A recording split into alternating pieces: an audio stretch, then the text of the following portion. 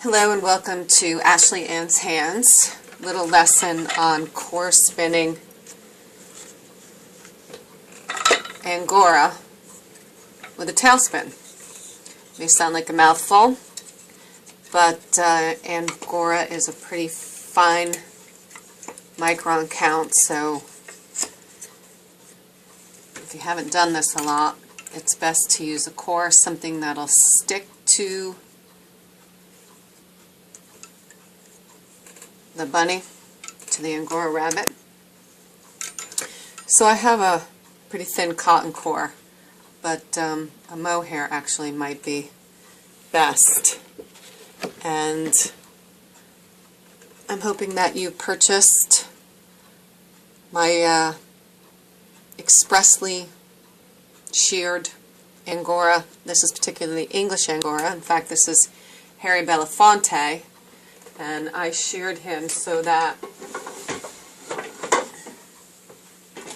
all of his fibers are going in one direction. That's what makes this so expensive and so much fun, is that I shear expressly with the intention of tail spinning.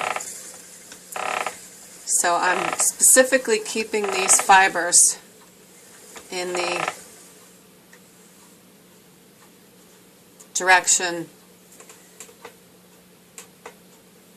with the cut edge towards the core, and I'm pressing it here between my pointer finger and my thumb, and as I spin it pulls it in and kind of wraps around.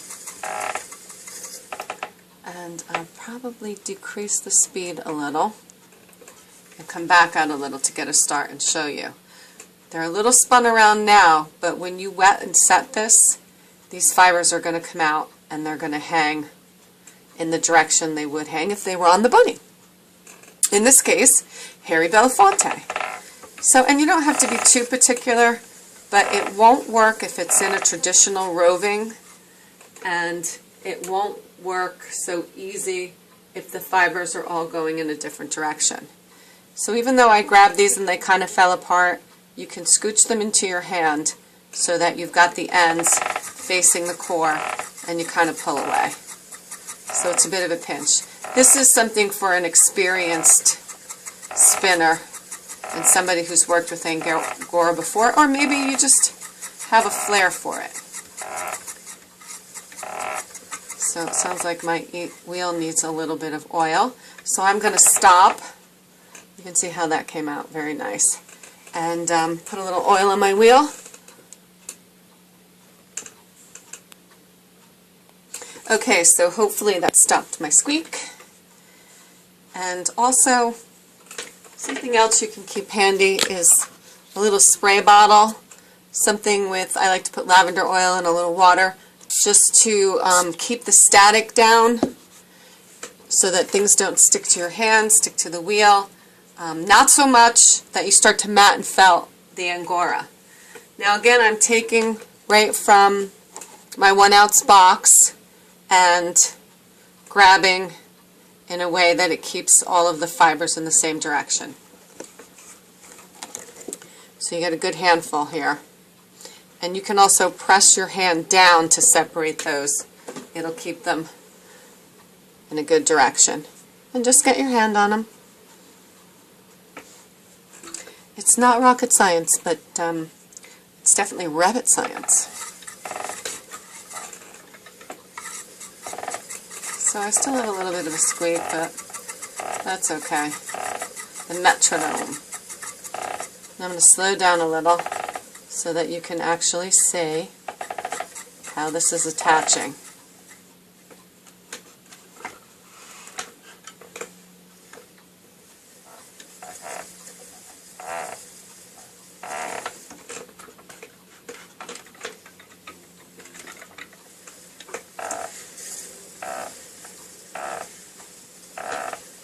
And of course you want to be careful that you keep the fibers in the orifice. Now I have a larger mother of all in here, but it's not as big as the country spinner, and it's not as big as the traditional. You can see it's going through there quite nicely without a problem. Got another good section, all the fibers going in the right direction, pinching them between my thumb and my pointer here, and kind of pulling away to create that wispiness. Now, even though it wraps around that core, it's still going to come off when you set it with water. And I still like to put a little lavender in my water. You kind of go with it, figure it out as you go. Now you can see it's going to fluff up, and you're not going to see much of the core at all, if any. You can also choose a colorful core to show through a little. That would work as well. I kind of like the bunny to just be itself. I can also auto wrap. If you're familiar with that, it's having a ply kind of find its own space around the outside of the yarn. Of course, I'm going clockwise, so you would do, the Z spin, which I will show you when this is done. And it's okay when you're going for another handful to let this fall pretty tight, but try to stay pretty fat on that core. Reaching over. Also, this fiber is in a direction that the cut end of the staple is against the side. On either side of the box, there's 2 lines of staples so that the tip of the bunny fiber is overlapping in the middle. This way, when you go to reach in and grab a piece, it's all stacked up very nicely against the side of the plastic box, to try to help you to keep all of these beautiful, luxurious bunny fibers going in the same direction. You can start up a little higher now and overlap a little bit of that Angora on the top there. So you won't see it. Like I said, it's kind of a nifty little pull away. And it will come just gorgeous. Slowing down a little, get a little carried away.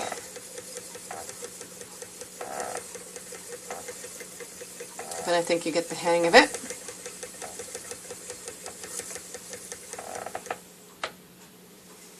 And you can see even with that little bit, we've already got quite a bit on the bobbin, considering it's only 3 or 4 handfuls, and there's still quite a bit left in the box.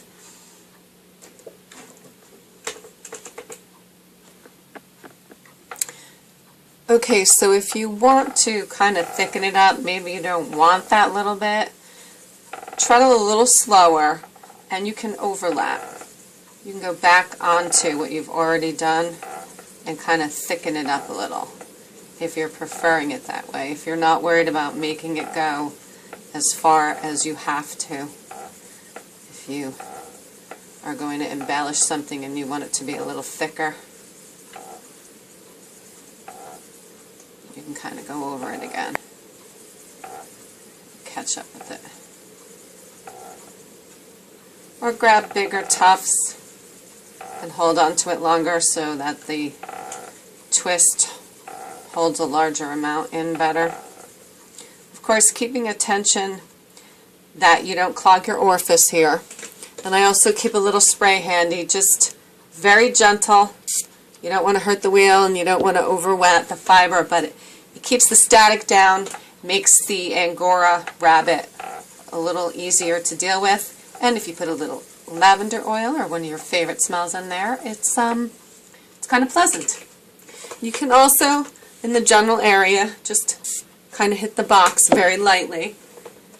It will help you to grab off, like I talked about. Take a little, hold the rest down, get a good grip there with all of your end fibers going in the same direction.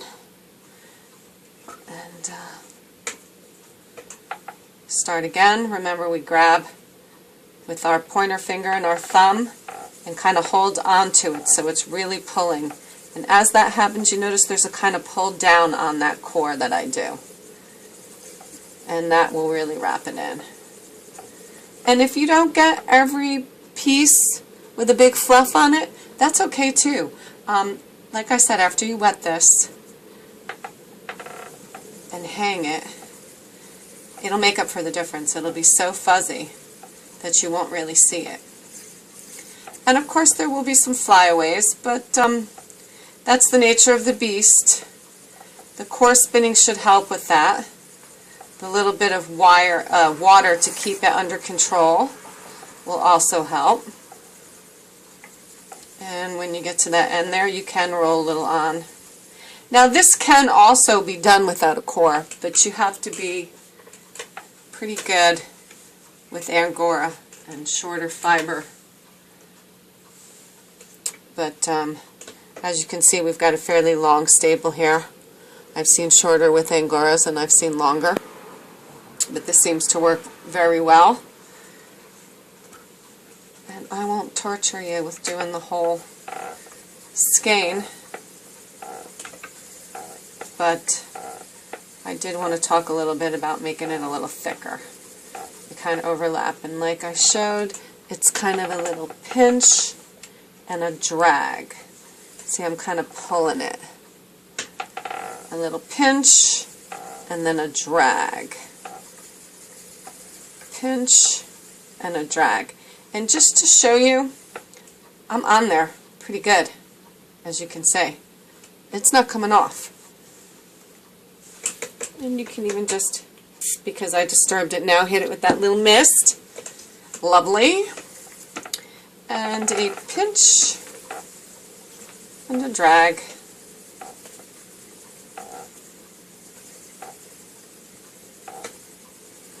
And of course you'll develop your own little technique. Hey, maybe you'll find something, a better way to do it than I have.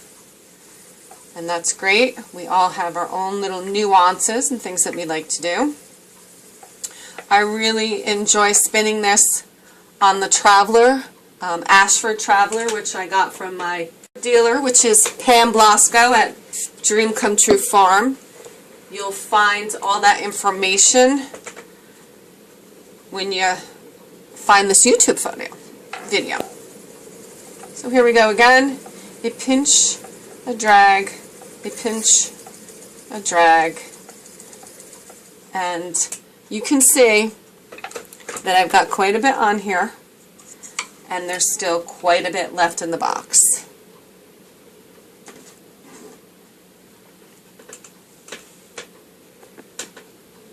I would stick with a smaller amount than this. I've been doing this a while, so I'm kind of used to holding a lot, and even sometimes this will get away from me. But you also want to be very clear of what your little threaded hooks are doing, because sometimes they will get a little clogged up and you don't realize it, all caught up in the maintenance of getting all these fibers going in the right direction.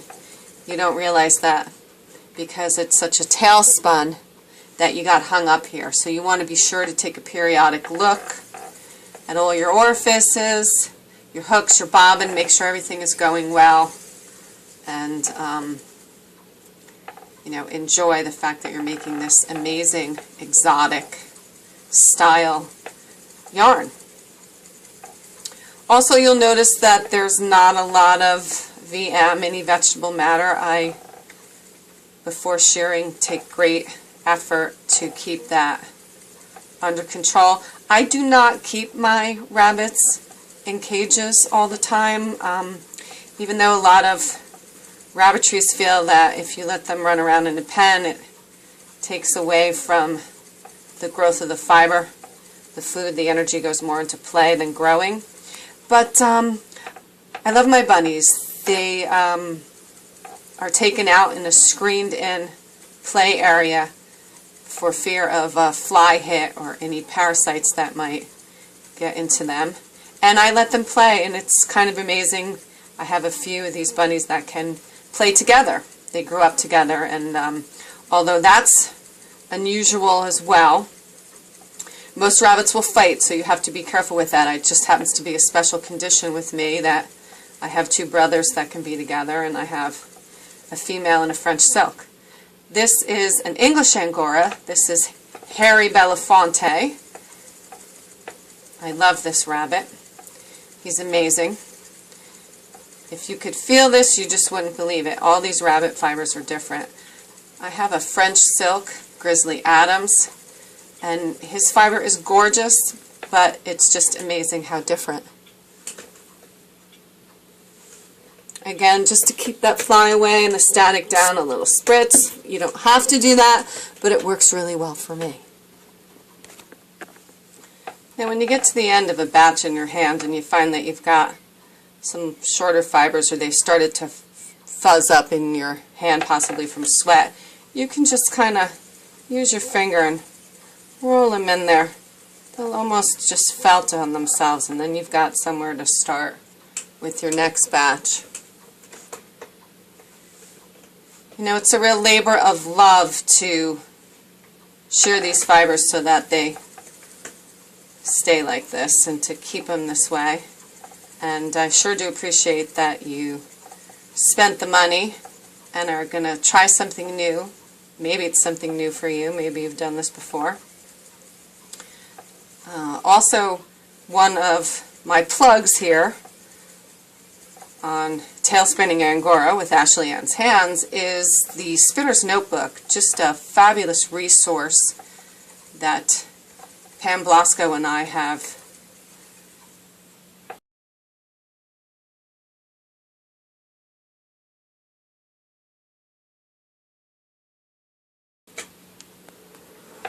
and our latest edition has wonderful tips and techniques and some add-ins, and it's also available.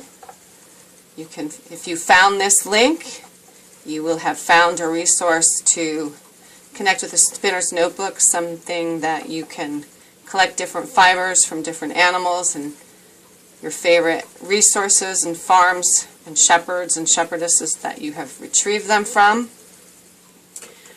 and add it to what we've already accumulated for you so that you can keep your own notes and remember what's good for what particular project, what fiber you liked a lot, what fiber you didn't like so much. And we start you off with some great samples of all these different animals and farms trying to keep these breeds alive and support our smaller farms. And that's the Spinner's Notebook, and you can find that on Pam's Fiber on Facebook, Ashley Ann's Hands. There's many resources to find that, as I said, if you found this link. Okay, so we're coming to the end of the box here, and yes, you can probably do this without this fiber being prepared like this, but you're not going to get all of the ends to be coming out in a nice fashion. It's just not going to be as savvy. So all of my hard work to make sure that these fibers are all going in one direction really makes the whole project worth it. Now when you get to the end of the box here, it is kind of good to put a little spray in there because there's a chance, depending on what the weather's like, that it could get a little staticky. Also, I really made this a little thicker than someone else might, or a new person trying this. So you might even get a little more out of this, but I like the way it looks when it's really poofy.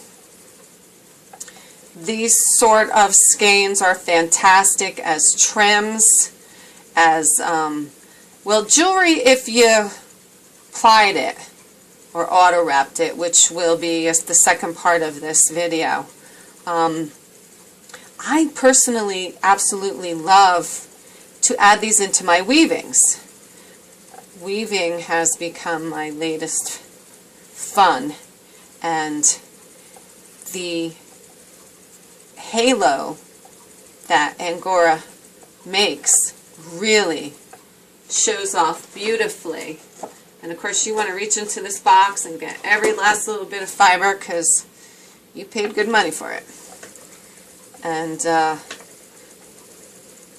you'll get that gorgeous haloing. Even with the tail spun effect, it will still, when tightened into a weaving, really be beautiful.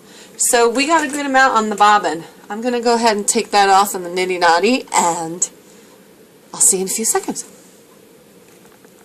One last thing, you're going to want to tie off here. Now I kind of pull through so that I can make a little loop and tie, but it doesn't really matter how you do it, just so long as you don't let it unravel while you're on that nitty knotty. You know, as many times as you need to ensure that it's not going anywhere. But like I said, it's on there pretty good. Of course, if you really yank on it, it will come off, but it's least likely to once it's set. Also, when taking it off, I like to keep a little bit of tension on the bobbin while I'm going on to the nitty knotty. It helps me to be sure that it's not going to fall apart, that my spinning was up to par. I'm also kind of gently rubbing my hands across the fiber as I put it onto the nitty knotty. That also will grab any loose fibers that you may not have got on there really tight. I mean, it happens. It's not a lot, but it happens. Of course, that depends upon your level of expertise as a tail spinner. And Angora tail spinning would really be the extreme. I like that, extreme tail spinning. So we've got a good amount here. Also, when you come off the end of the bobbin, make sure you got a tight grip on that end, and a nice little knot will assure that that's going to stay together. I, like I said, like to go twice. It's just me, to be sure.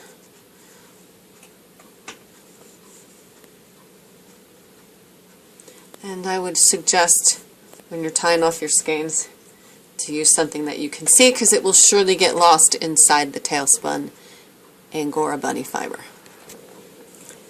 Okay, so this came out to be 24 yards, which is not too bad for Angora tailspun. And core spun. Now, you may ask, can you dye this? Well, yes you can. You have to be pretty gentle with that. You can't put it into a roaring boil. And this is Harry Belafonte, so he is kind of gray. It's going to be a bit of an over dye. But depending upon what your project is, if it's going to be something that's going to stand out a lot, I do recommend plying it. It will really accentuate it. You can use some pretty silver or just a kind of a neutral color or something really to spice it up. And that will truly hold it together if it's going to be a fringe or something that's exposed to a lot of wear and tear. I really hope that you enjoy this as much as I do. And I'm going to process this and hang it and let it dry and let it felt just a little bit so that it has some substance, and then continue to watch the second half as we do probably not an auto wrap, but just a regular ply. It depends on what I decide. Thank you very much for watching. Ashley Ann's Hands. Thank you. Bye.